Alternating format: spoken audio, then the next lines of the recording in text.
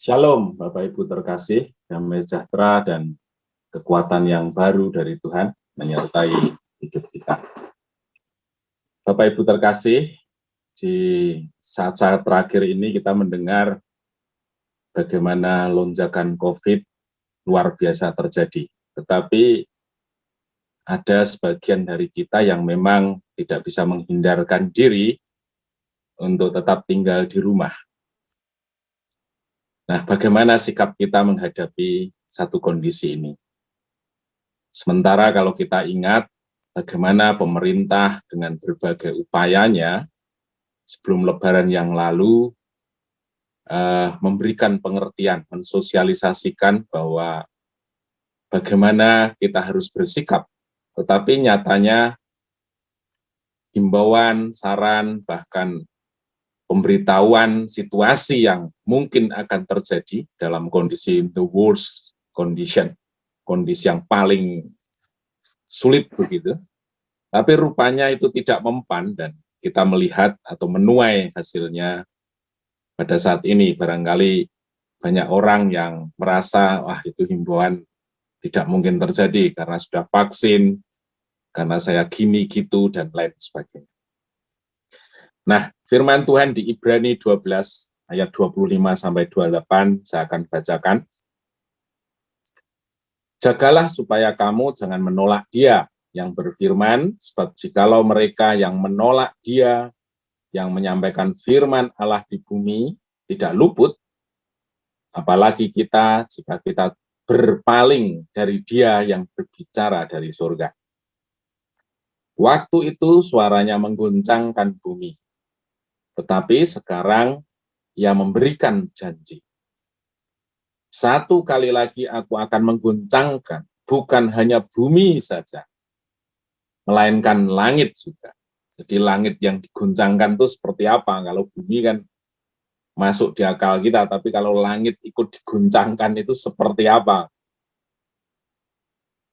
Ungkapan satu kali lagi menunjukkan kepada perubahan pada apa yang dapat diguncangkan. Karena Ia dijadikan, jadi kita semua, kita yang dijadikan, supaya tinggal tetap apa yang tidak terguncangkan. Jadi karena kita menerima kerajaan yang tidak terguncangkan, marilah kita mengucap syukur dan beribadah kepada Allah menurut cara yang berkenan kepadanya, dengan hormat dan takut. Nah, saudaraku, firman ini berisi tentang peringatan kepada kita untuk benar-benar hidup bergantung atau berpegang pada setiap kebenaran firman Tuhan. Dan di sini dikatakan bahwa hanya dengan cara itu kita katanya diluputkan. Artinya diluputkan itu kita tidak tertimpa, kita tidak ikut terguncangkan, kita dilewati oleh karena Dia yang mengatur kita untuk diluputkan itu. Dari kegoncangan-kegoncangan yang sudah dan yang akan terjadi. Allah penguasa sesungguhnya atas dunia ini, bahwa hanya dengan hidup di dalam Dia, tidak berpaling, kita akan diluputkan dari kegoncangan-kegoncangan itu. Nah, kata tadi dikatakan bahwa aku sekali lagi akan mengguncangkan, tetapi langit juga ikut diguncangkan. Itu memberikan satu pengertian bahwa mungkin selama ini kita melihat situasi ini sudah situasi yang puncak, yang peak, yang kesulitannya selama hidup kita itu ya luar biasanya pada saat itu. Tetapi bisa terjadi bahwa ke depan akan jauh lebih sulit. Langit pun akan digoncangkan. Begitu. Saya membayangkan situasi yang seperti apa. Itu bisa terjadi.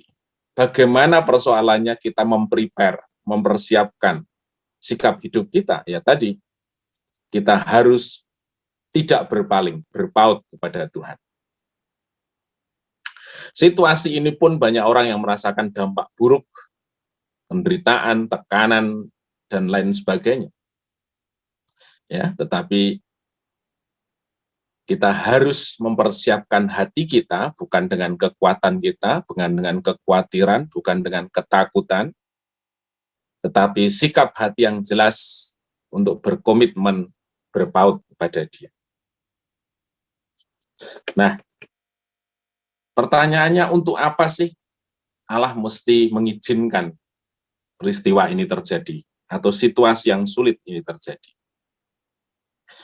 Dalam bahasa Indonesia sehari-hari, saya mengutip, supaya yang tertinggal hanyalah yang tidak dapat bergoncang.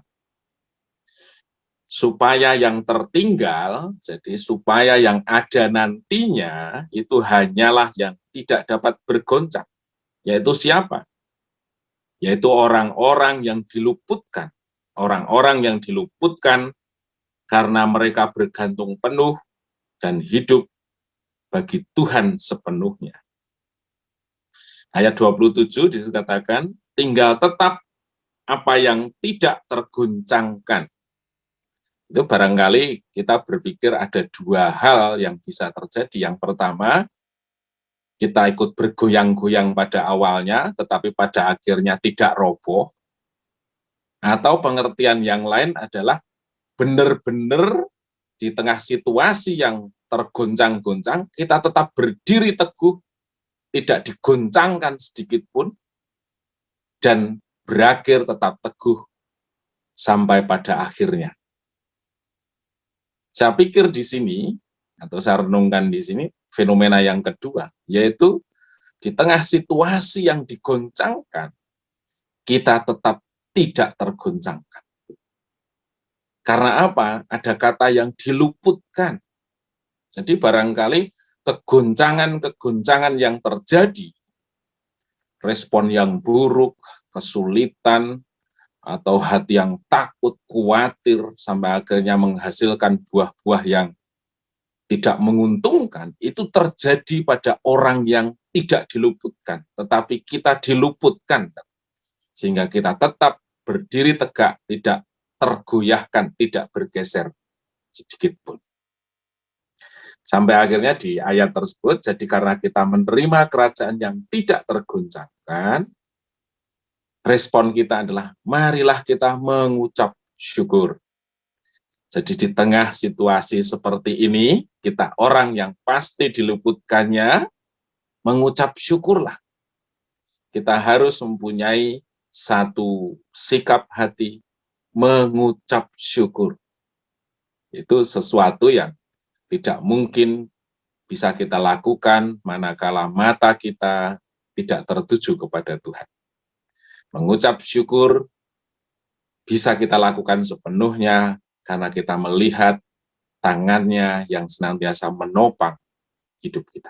Terus yang kedua, beribadah kepada Allah menurut cara yang berkenan. Berkenan menurut siapa? Berkenan menurut Dia. Katanya, yaitu dengan hormat. Hormat itu memberikan prioritas, memberikan otoritas tertinggi. Apapun keputusannya, kita dengan sikap hati yang selalu mengatakan itu yang terbaik. Itu hormat. Takut bukan artinya ketakutan, bukan artinya scare kalau dalam bahasa Inggris, tapi respect. Dalam segala situasi, dilihat atau tidak dilihat, kita memberikan keseganan yang luar biasa, bahwa Dia pribadi yang benar-benar kita letakkan pada tempat yang tertinggi. Nah, jadi saudaraku, prepare atau siapkan hati kita untuk menerima satu kondisi yang barangkali akan jauh lebih sulit dan tidak terpikirkan sebelumnya, karena firman Tuhan demikian. Tetapi sikap hati kita adalah kita tetap mengucap syukur, kita dalam hormat dan rasa takut untuk beribadah kepada Tuhan, karena kita pasti diluputkan oleh tangannya yang berkuasa. Terpujilah nama Tuhan. Mari kita berdoa.